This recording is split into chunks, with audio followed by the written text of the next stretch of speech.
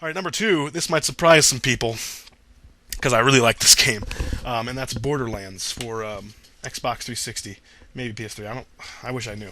I didn't, research. I'm not doing the whole release date thing like I did for my top 50 games. Borderlands is a game kind of like nothing that I've played. I would liken it maybe a little bit to Fallout 3. It's not as good as Fallout 3. I like Fallout 3 better.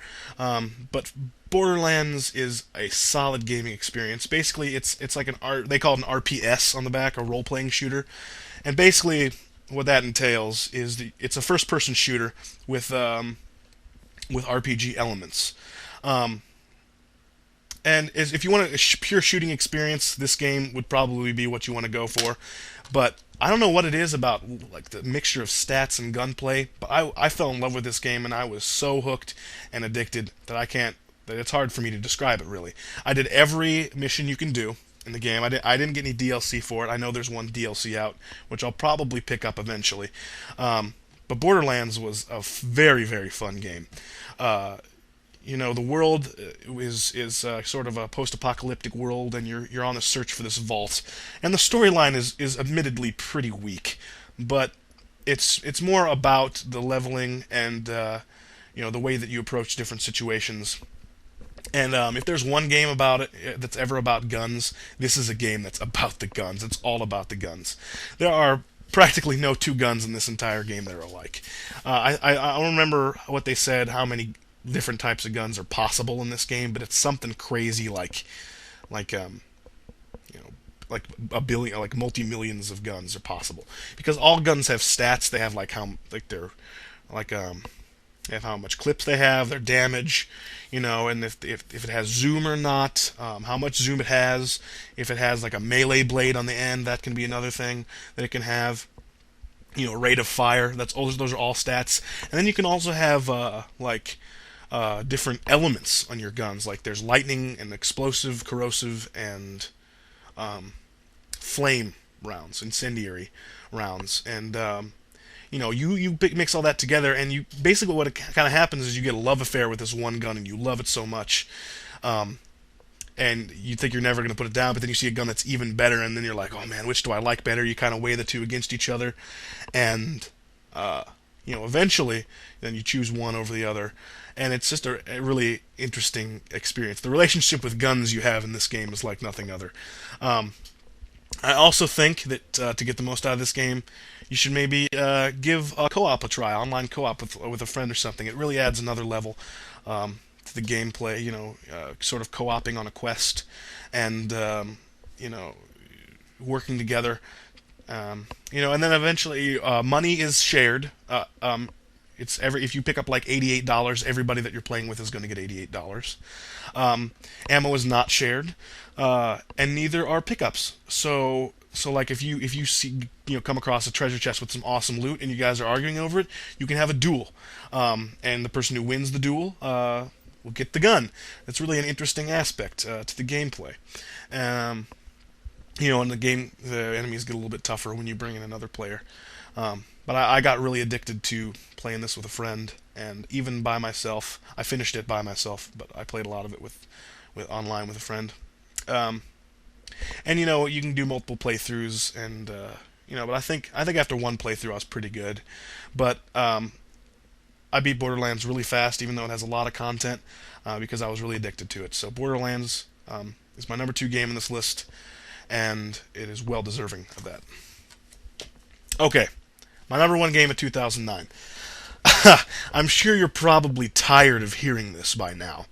But my number one game of 2009 is Uncharted 2, Among Thieves for the PlayStation 3. It's a PlayStation 3 exclusive. And I would call it now like the defining game, the defining PS3 exclusive game. Okay, where do I begin? It's the sequel to Uncharted, Drake's Fortune. It improves upon the original in pretty much. Okay, it improves upon the original in every aspect. Um, I'm just going to start hitting on all the things I can think of. Um, okay, storyline. Great storyline. The characters are so well developed and believable that it's like you're watching an actual action movie. The cutscenes, sometimes cutscenes get in the way, and I'm like, okay, let's get back to the action. I loved every cutscene in this game. I thought it was perfectly scripted and brilliantly voice acted. I think the voice acting is some of the best that I've ever heard. It's like between this and Batman, I think these are the two best voice acted games of 2009, and two of the best voice acted games that I've heard. I would maybe recommend playing the first game before you get this one. To see all the improvements, and also so you understand some of the characters' relationships a little bit better. Um, but Uncharted 2 is just a tour de force of gaming prowess. Let's talk about the graphics. I would say that I have not played a better looking game, honestly. The graphics, especially on an HD screen. I even played this on a huge projector screen that was projected in HD, and I was pretty much blown away. The graphics look good. The character animations are really believable. Like Nathan, the main character, will put his arm up to sources of heat, and the way that snow realistically swishes around your feet is was one of the first things was mind-boggling. Um, the gameplay flows amazingly. You'll be doing platforming, just really great, sort of Tomb Raider-esque, but better platforming, and then you'll go into some sort of cover-based Gears of War-esque gunplay. And, once you're tired of that, you'll go into platforming. Once you're tired of platforming, you'll come back to guns. And it sort of culminates really, really well, and then it mixes in cutscenes seamlessly. The cutscene graphics are the graphics that you're playing the game in. Um, you know, it's absolutely seamless. There were some times when like a cutscene would end, and I wasn't sure if I was playing the game or not, or if it was still the cutscene, and I would move the control stick a little. And sometimes I was actually playing the game, and that's when it really hit me. Like, whoa, this is like the most cinematic game that I've ever played. Another thing on that note, you'll probably get 2, maybe 3 loading screens if you play this game straight through. You'll get a loading screen when you put the game in, you get a loading screen after you hit start, and you might get a loading screen after you die the first time. But other than that, seamless. It flows so well that it's like nothing else that I've played. It really isn't. Um, Now, one more thing. The music's great. That's another thing. I didn't get a chance to play the multiplayer, but I heard that it was really, really good, and well tailored for the series, and done really well. I didn't get a chance to play it. I'll maybe do it. I'm kind of, I'm gaming in the 2010 year right now, but I might get to it eventually. I'm not sure how long the online um, uh, play is going to be full of people who are playing it, but we'll see. Um, One thing I do want to talk about is the set pieces in Uncharted 2. There are these moments where you'll still be playing, but it'll be like some sort of cinematic things going on. Like the very first scene, you're basically climbing up a train car that's been wrecked that is absolutely vertical over just this chasm, and then you're just climbing up the side of it, and it's breaking off, and you have to react. There's one part where you're in like a building and the entire thing is collapsing and you're still fighting, and it's like bending around and stuff is like flying past you and stuff. I mean, that's really cool too.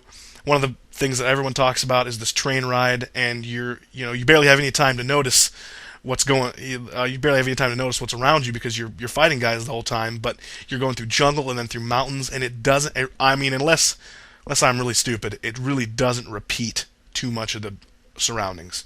It feels so cool. There's this convoy part where you're jumping from car to car. I don't want to ruin every cinematic set pieces, but the set pieces in this game are the best part of this game. Um, they get your blood going, they get your blood pumping, and you really never want to put the controller down. I unfortunately had to because I have a life and I have to sleep. But you really don't want to put the controller down from the beginning to the end. And once you're done, you're thinking about it. Like I was thinking about this game while I was playing it, a week after I was playing it. Uncharted 2 is well deserving of all of the rewards and perfect scores and accolades that it has received. It deserves to be my best game of 2009. Uncharted 2 Among Thieves. If you have a PlayStation 3 and you don't own this game, you're doing yourself a disservice. Play this game. So there it is. there you have it. My top 10 games of 2009. I hope you enjoyed it. I hope I didn't piss anybody off too bad because your game wasn't on here. Um, some runner-ups would be like Left 4 Dead 2 and Halo 3 ODST, some games that were probably loved but weren't on this list. Um, and there you have it. There's the list. This is probably going to be a four-parter. It looks like it's going to be that way. Maybe not. If I cut some things out, so maybe three. I don't know.